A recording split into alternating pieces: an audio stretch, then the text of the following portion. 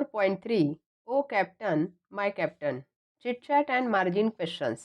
विद्यार्थी मित्रांनो, आपण ओ कॅप्टन माय कॅप्टन या कवितेवरील चिट चॅट ॲक्टिव्हिटी आणि मार्जिन क्वेश्चन्स अतिशय सोप्या पद्धतीने कसे सोडवायचे ते पाहणार आहोत. तुम्ही तुमची वही व पेन सोबत ठेवा, म्हणजे महत्त्वाची माहिती तुम्हाला लिहून घेता येईल. प्रथम आपण या पाठावरील वॉर्मिंग अप मधील चिट चॅट ॲक्टिव्हिटी पाहूया. Question number 1. Discuss the following with your classmates. तुमच्या वर्गमित्रांशी पुढील गोष्टींची चर्चा करा. A. What are the important games played in your school. तुमच्या शाळेत कोणते महत्त्वाचे खेळ खेळले जातात? We play kho kho, kabaddi, cricket, football, basketball etcetera in our school. B. Who are the captains of the various team games. Name them. विविध खेळांच्या संघाचे कर्णधार कोण आहेत त्यांची नावे लिहा. याचे उत्तर प्रत्येकाचे वेगळे असेल. खेळाचे नाव लिहा व त्याच्यापुढे कॅप्टनचे नाव लिहा. Kho kho Jayesh, kabaddi Raj. C. What is the role played by a team games captain. What are his or her responsibilities. संघ खेळाचा कर्णधार कोणती भूमिका निभावतो, त्याच्या किंवा तिच्या जबाबदाऱ्या कोणत्या? The team game captain plays an important role. He or she decides the strategy and position of the players. The team game captain is responsible for managing and coordinating the team. He or she creates a team spirit.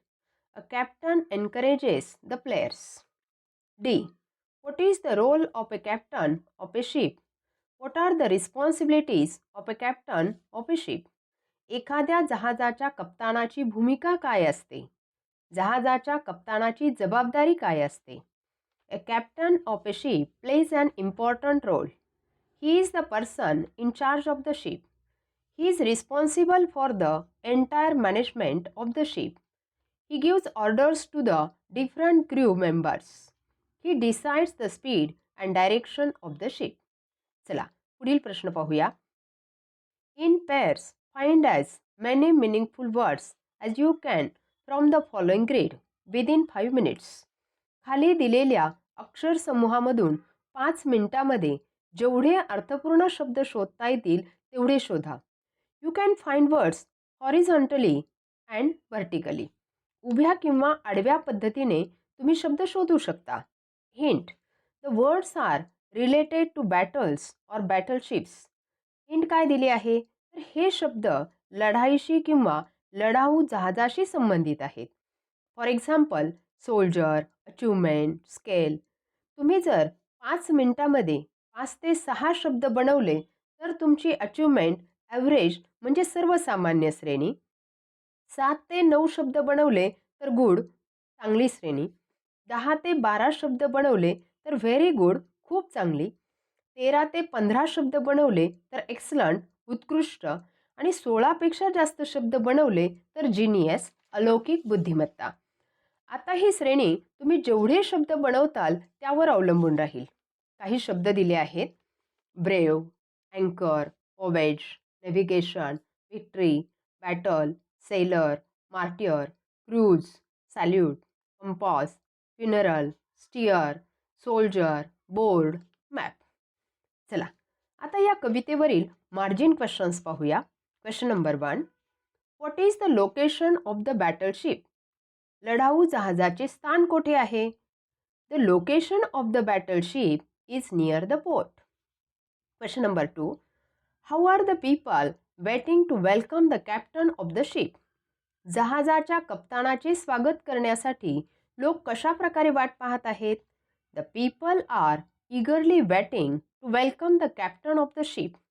They have brought bouquets and decorative wreaths.